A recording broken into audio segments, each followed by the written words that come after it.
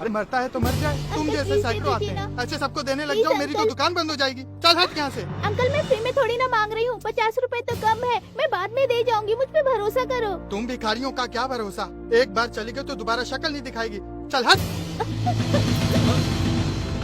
अरे भाई, बच्ची को क्यों धक्का दे रहे हो? अरे भिखारियों को ऐसे ही भगाया जाता है। अंकल थोड़े पैसे कम पड़ रहे थे, ये दवाई मेरे पापा के लिए बहुत जरूरी है। कितने पैसे कम है भाई? 50 रुपए।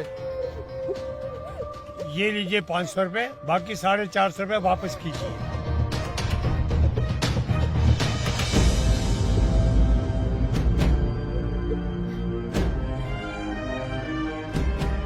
ये ले बेटा, पैसे भी ले जा बेटा, तेरे काम आएंगे। बेटा जल्दी से घर जा, अपने पापा को ये दवाई दे। Thank you uncle. जा। इस लड़की का बाप मरे ना मरे, लेकिन ये बुड्ढा जरूर मरेगा, ऐसे परोपकार करता रहा तो।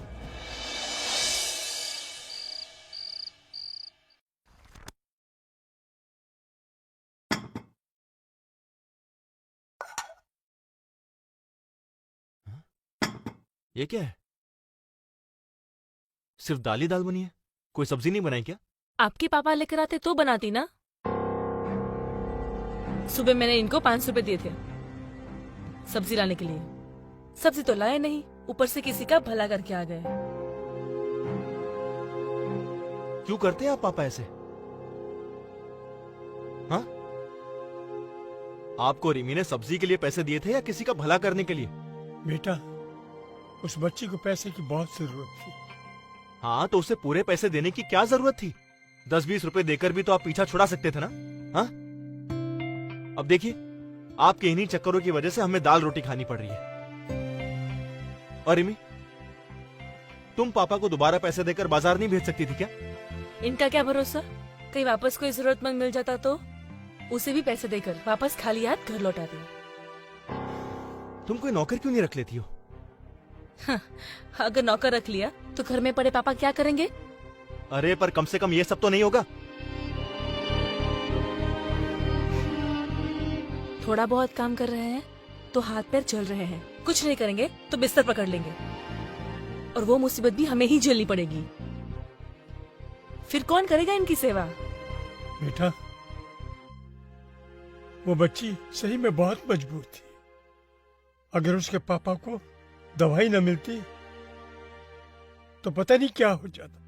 दादू ने तो अच्छा काम किया है, आप उन पे क्यों चिल्ला रही हो? मेरी टीचर कहती है जो नीडी पीपल की हेल्प करता है वही गॉड होता है। सनी, बड़ों के बीच में बोलना बैड मैनर्स होता है।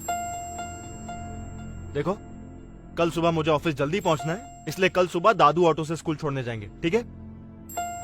चलो जल्दी से अपना खाना फिनिश करो और जाके सो जाओ। आपका बेटा तो दाल को हाथ भी नहीं लगाता, आज इसे भूखा ही सोना पड़ेगा। मम्मी, टीचर कहती है पल्सेस में खूब विटामिन होते हैं, हमें खाने चाहिए। दाल तो मैं जरूर खाऊंगा। तो ठीक है, सभी आज दाल ही खाओ। दादू, कभी कभी दाल भी खानी चाहिए, सेहत के लिए अच्छी होती है।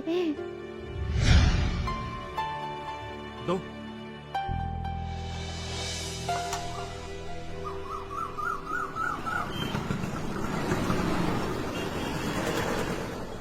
कितना हुआ भैया? अरे दादू, आप रिक्शा लेके घर जाओ ना। बेटा, मैं घर पैदल ही चला जाऊंगा, जल्दी मैं घर जाके करूंगा भी क्या? मुझे पता है, आप वैसे भी 10 रुपए में ऑटो में नहीं जा सकते, इसलिए आप पैदल जा रहे हो। मेरा बच्चा, बाय दादू। बाय।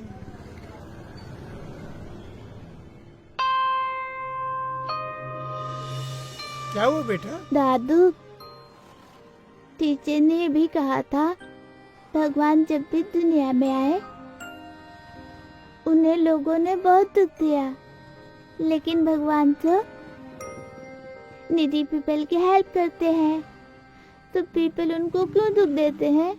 बेटा, जब इंसान किसी दूसरे इंसान के काम आएगा तो भगवान को यहाँ आने की जरूरत ही नहीं पड़ेगी। हमारे अंदर इंसान का दिल होना चाहिए, हाँ दादू, और मुझे यकीन है कि तुम भी नीडी पीपल की हेल्प करोगे। मैं भी नीडी पीपल की हेल्प करूँगा। मैं आप जैसा ही बनूंगा।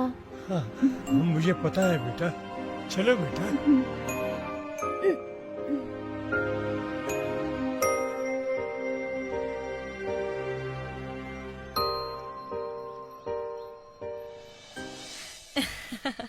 सच बड़ा ही सेक्सी ड्रेस था वो तो। हाँ यार, आजकल तो ये विमेन के बीच बना फैशन का ट्रेंड है। राज तो क्रेजी है मुझे उस ड्रेस में देखने के लिए। बट ये कैसे पॉसिबल है? तेरे फादर इन लॉ तुझे इतने बोल्ड आउटफिट में देखेंगे तो वो क्या सोचेंगे? Who cares of him? उनकी वजह से हम क्या खुश रहना छोड़ दे? ये बूढ़े लोग होते ही है हमारी खुशियों में आग लगाने के लिए। बट तू है बहुत लकी यार जो तुझे राज जैसा हस्बैंड मिला है। मेरे घर में देख, मेरे ससुर की चलती है, चाहे वो सही हो या गलत। मैंने एक बार अपने हस्बैंड से फादर इन लॉ को अलग रहने के लिए क्या बोल दिया, वो तो कहने लगे मैं तुम्हें छोड़ सकता हूँ पर अपनी मम्मी पापा को नहीं। ये खून के रिश्ते भी ना बड़े अजीब होते हैं। कितनी भी परेशानी हो वो एक दूसरे का साथ नहीं छोड़ सकते। तेरे और मेरे ससुर में डिफरेंस भी तो देख।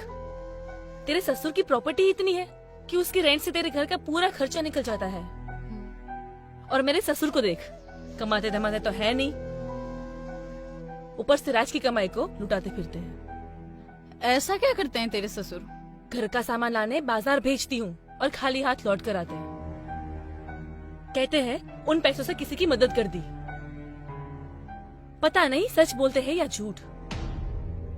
आज की महंगाई में किसी को घर बैठा कर खिलाना कितना मुश्किल होता है पता है ना। एक तो इनको खिलाओ, ऊपर से इनकी घपलेबाजी भी झेलो।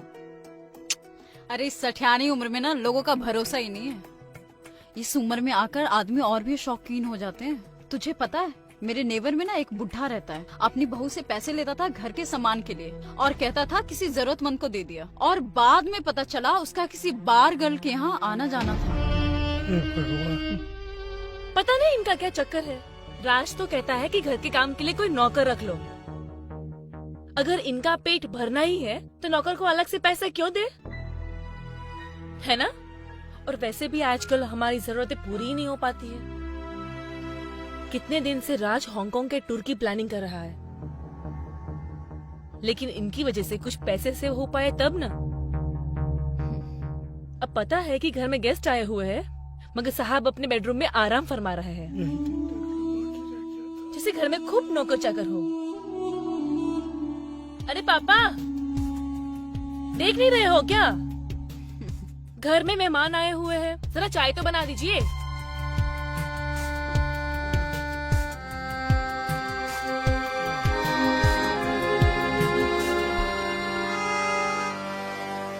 अरे छोड़ना, बुलाते रहेंगे। और बता, तूने और कौन सी ड्रेस देखी?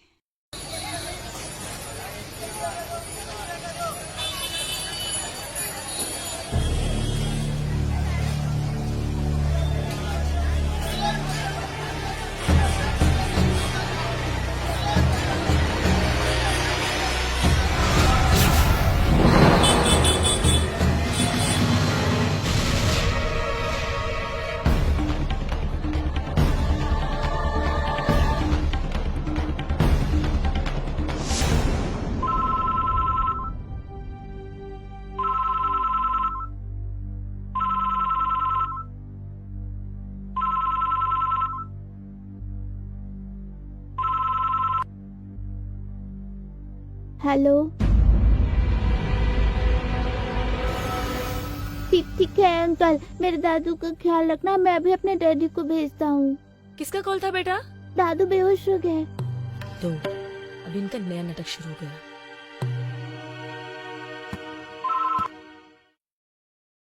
Hello hello daddy. ये किसको कॉल कर रहे हो तुम? हेलो सनी बेटा, तुम कुछ बोल क्यों नहीं रहे हो? डैडी को। देखो बेटा, छोटी छोटी बातों के लिए पापा को परेशान नहीं करते, ओके?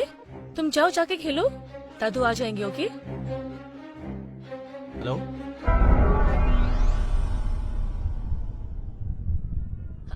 हेलो राज, मैं रिमी बोल रही हूँ।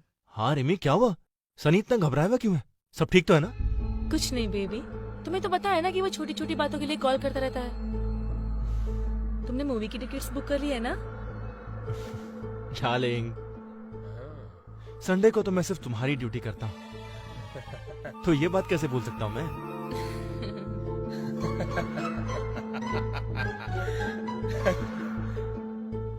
Bye darling, love you. क्या हुआ बे, तू क्यों इतना हंस रहा है? तेरी शादी होने दे, फिर देखता हूँ मैं तू कैसे हंसता है। यार मुझे एक्चुअली ये समझ नहीं आता कि लोग अपनी वाइफ से इतना खौफ क्यों खाते हैं। वो खौफ इसलिए खाते हैं क्योंकि लड़कियां ना वाइफ बनते ही शेरनी हो जाती है। और लड़के डॉगी। इसके लिए मैंने तू भी कुत्ता ही बनने वाला है, डन, डन, याद रखना ये बात। हाँ? डन।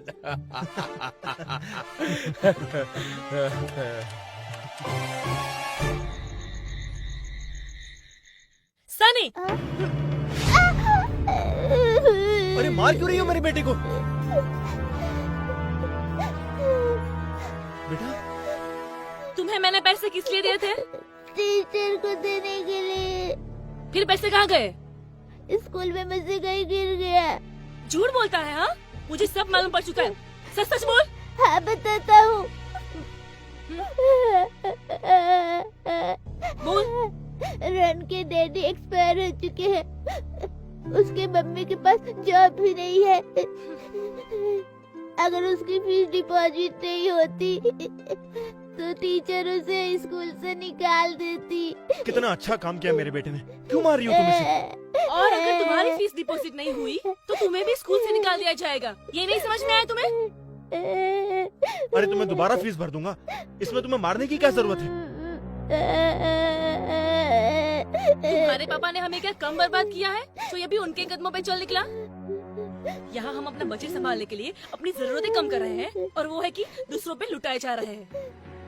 और तुम देखो, अगर तुमने दादू की तरह हरकतें की तो तुम्हें घर से बाहर निकाल दूंगी, समझा?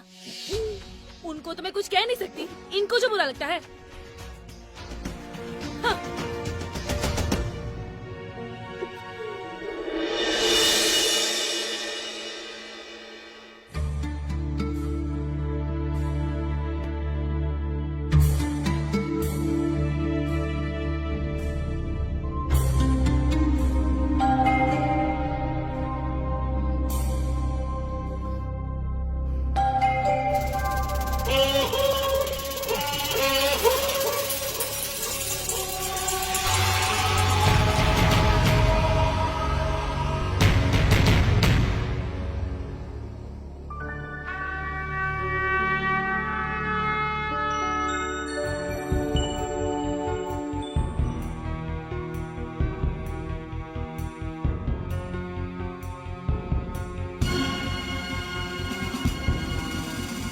पैसे लाए तो मैं कहाँ चले गए?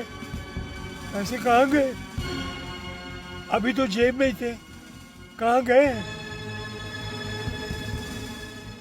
हे भगवान, वैसे मेरे साथ इतनी परेशानियां लगी हुई हैं, अब क्या होगा? अंकल जी हट जाइए ना, मुझे देर हो रही है। अंकल साइड में खड़े होकर के देखिए ना, दूसरे को क्यों तकलीफ दे रहे हैं? देखिए अंकल, साइड हो जाइए, साइड हो जाइए।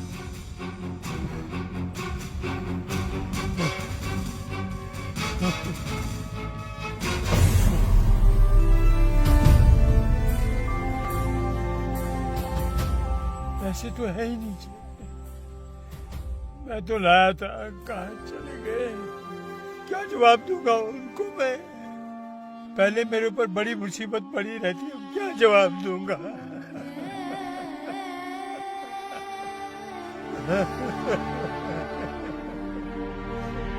हे राम, हे राम।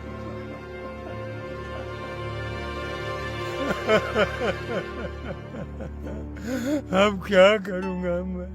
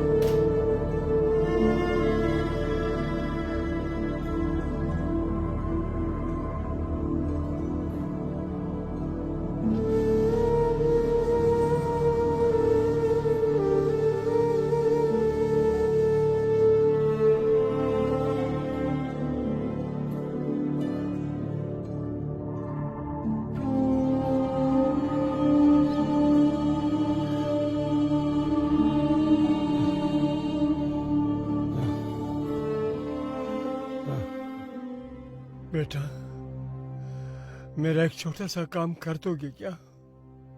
सनी के आने से पहले मुझे कहीं छोड़ दोगे क्या?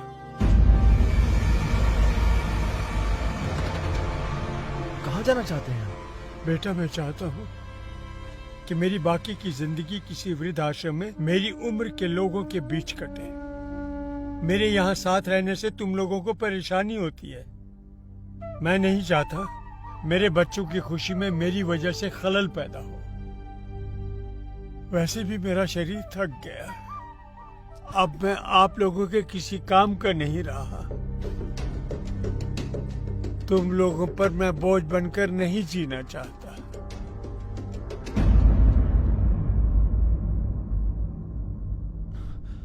और सनी को कह देना मैं उसके जन्मदिन पर मिलने जरूर आया करूंगा। लेकिन पापा आप सनी की बिल्कुल टेंशन ना ले, उसे मैं समझा दूंगी। आपने जो डिसीजन लिया है ना, वो बहुत सही लिया है। और वैसे भी आजकल आपके साथ रहकर वो बहुत बिगड़ गया है, हमारी कोई बात नहीं सुनता। और वैसे भी राज, पापा ने जो डिसीजन लिया है ना, वो बहुत सही लिया है। वो वहाँ खुश रहेंगे और हम यहाँ। पर रीमा, मेरी बात तो देखो, तुम अब जल्दी जाओ, डिले मत करो।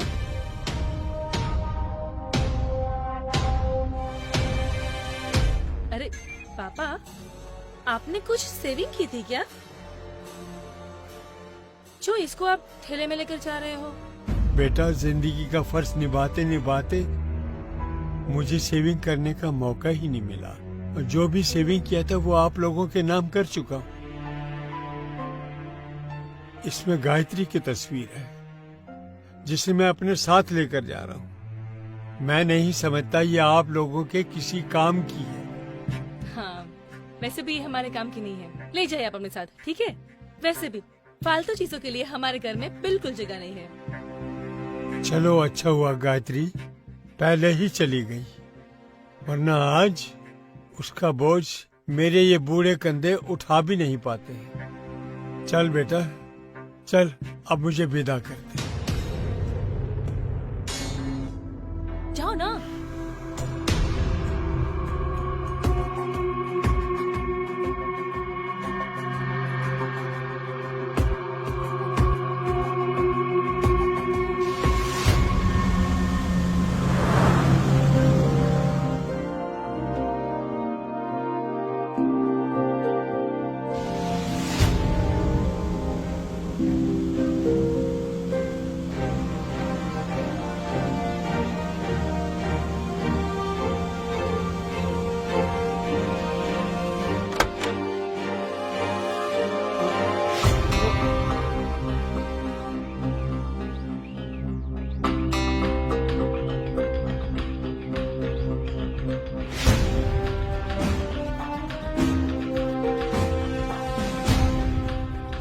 चल गायत्री, हमारी किस्मत में नियति ने ये जगह पहले से ही निश्चित कर रखी है।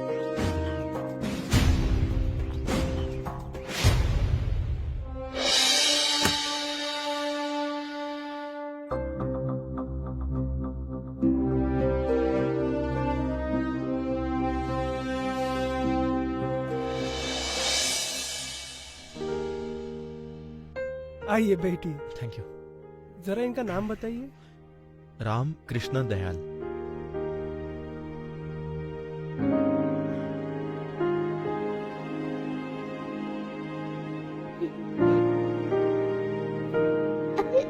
ये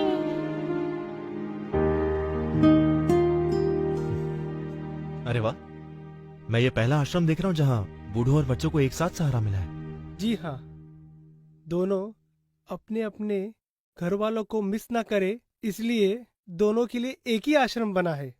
यहाँ दादा दादी अपने पोती और पोतियों को पाल लेते हैं और पोते पोतियाँ अपने दादा दादी को। क्या बात है।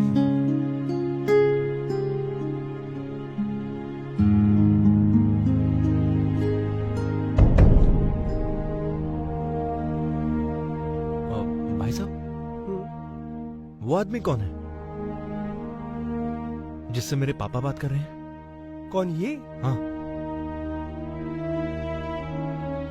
ये तो यहाँ के मैनेजर साहब है।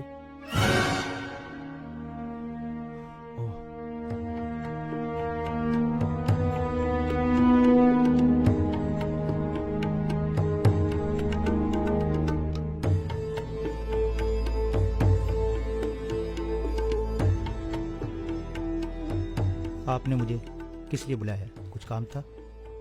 सर वो मुझे आपसे कुछ पूछना था। कहिए, क्या पूछना है? सर मुझे एक सेकंड सर, सो सॉरी। हाँ बोलो रिमी। बोझ से छुटकारा मिला कि नहीं? देखो मैं भी किसी से बात कर रहा हूँ, तो मैं कॉल बैक करता हूँ। हाँ ठीक है। अच्छा रुको, मेरी बात सुनो। उनसे कहते ना कि सनी के बर्थडे पर भी आने की जरूरत नहीं है, क्योंकि मैं नहीं चाहती कि मैं सनी पर उनकी परछाई तक पड़े। ठीक है? मैंने तुमसे कहा ना, फोन रखो, अभी बाद में कॉल करता हूँ तुम्हें। Okay fine.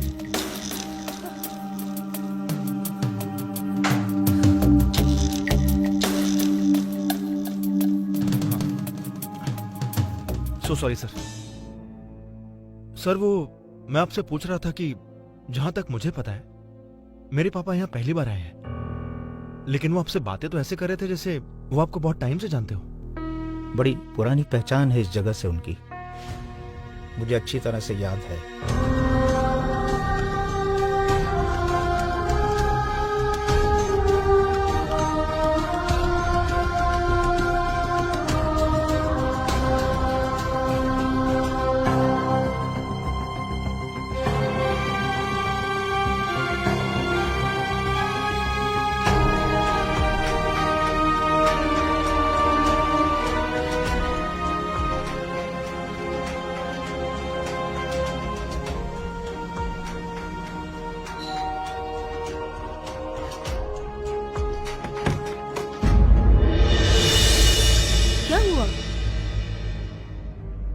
तुम तो ऐसे सैड हो जैसे तुमने अपने पापा को वृद्धाश्रम नहीं शमशान छोड़ कर आए हो।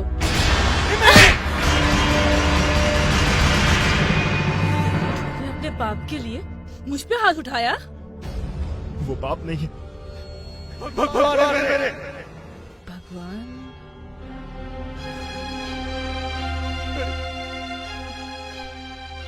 मैं तो अनाथ हूँ। आज कई सड़कों पर भीख मांग रहा होता। अगर उन्होंने मुझे आश्रम से गोद नहीं लिया होता तो उन्होंने मुझे कभी एहसास नहीं होने दिया कि मैं उनका खून नहीं हूं। और आज मैंने उन्हें खून के आंसू रोने पर मजबूर कर दिया। ये सब कुछ उन्हीं का तो है। ये घर, मेरा नाम, मेरी पहचान, यहाँ तक कि तुम भी। क्या तुम्हारे पापा मुझे अनाथ को तुम्हें सौंप दे? बोलो। ये तुम्हें कैसे पता चला? किसने बताया तुम्हें ये सब?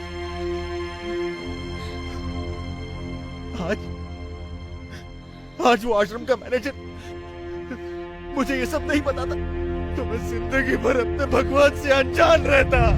बड़ी पुरानी पहचान है इस जगह से उनकी, मुझे अच्छी तरह से याद है कि वो आज ही का दिन था। आज से 30 साल पहले वो अपनी पत्नी के साथ यहाँ एक अनाथ बच्चा गोद लेने के लिए आए थे। वो जरूर तुम ही हो बेटा। किस्मत का खेल देखो, आज ही के दिन वो तुम्हें यहां से गोद लेकर गए थे और आज ही के दिन तुमने यहां पर छोड़ने आए हो। खून खून में फर्क पैदा कर दिया है तुमने। आज तुमने दिखा दिया कि अपना खून अपना ही होता है। अगर तुम उनका खून होते तो कभी इन्हें खून के आंसू नहीं रुलाते। सच तो ये है कि मैंने उनको तकलीफ पहुंचाने में कोई कमी नहीं चाहती। मैं एक अच्छी बहू और एक अच्छी पत्नी कभी बन ही नहीं पाई। मैंने ही तुम्हें उनके खिलाफ भड़काया। मुझे माफ कर दो राज, मुझे माफ कर दो। मुझे माफ कर दो राज। मैंने कौन सी इज्जत रखी है उनकी?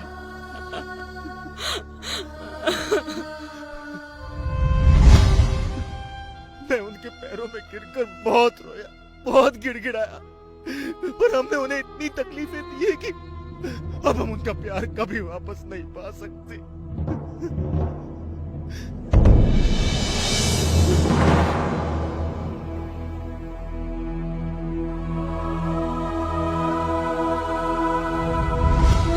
राज, तुम प्लीज मुझे उनके पास ले चलो। मैं उनके पैरों में तब तक सर पटकती रहूंगी जब तक वो हमें माफ नहीं कर देते।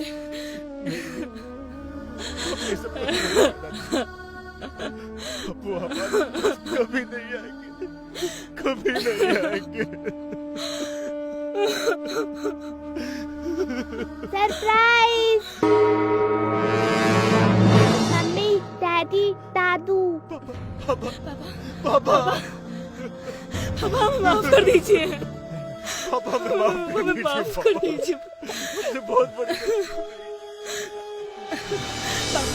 माफ कर दीजिए पापा। मैंने बहुत बुरा बर्ताव किया है आपके साथ। मैं माफी के लायक नहीं हूँ। आपने जिंदगी भर बोझ उठाया, और आज जब आपको जरूरत है तो मैंने आपको ही बोझ समझ लिया। आपने मुझे ये कभी एहसास नहीं होने दिया कि मैं आपकी औलाद नहीं। जिस औलाद को अपने बेटे की तरह जिंदगी भर प्यार दिया, अब उससे नाराज होकर उसके सिर से पिता का साया मत हटाइए। देखिए पापा, अगर आपने मुझे माफ नहीं किया ना, तो मैं अपने आप को ऐसी सजा दूंगा कि आपको मेरा बोझ एक बार फिर उठाना पड़ेगा, अपने कंधों पर रखकर मुझे शमशान तक पहुंचाने का। ऐसा मत बोल बेटा, ऐसा मत बोल बेटा। तुम बच्चों की शरीर में बना जी रहा हो। तुम मेरी जिंदगी में नहीं होते तो मैं गायत्री के साथ ही इस दुनिया को अलविदा कह दिया होता। उसने मुझसे वादा लिया था कि मेरे बेटे की आंखों में कभी आंसू मत आने देना। आज मैं तुमको रुलाकर मैं उसका गुनाहगार बन गया बेटा। अब मुझसे ये गुनाह नहीं होगा। मैं खुद तो तकलीफ उठा सकता हूँ, मगर गायत्री से लिया वादा मुझसे ना तोड़ना बनेगा। बस तुम लोगों से एक ही विनती है, जब तक मैं जिंदा हूँ मेरे पोते को मुझसे दूर मत करना कभी। मैं भी जहाँ दादू कहते वहाँ मुझे मेरे हर बर्थडे पे ले जाया करते थे। मुझे पता था दादू वहाँ जरूर मिलेंगे। मैं जाके अपने दादू को ले आया। मेरा राजा सनी बेटा, इसमें मेरी जान है। मैं इसके बिना जी नहीं पाऊंगा।